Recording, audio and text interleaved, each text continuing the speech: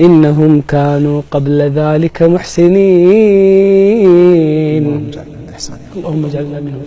كانوا قليلا من الليل ما يهجعون وبالأسحار هم يستغفرون وفي أموالهم حق للسائل والمحروم. الله سبحانه وتعالى يقول أيضا من أعمال أهل الجنة: الذين يقولون ربنا إننا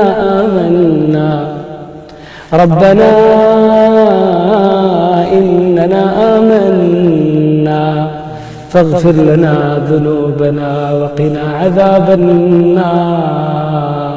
من أعمال أهل الجنة الصابرين والصادقين والقانتين والمنفقين والمستغفرين بالأسحار.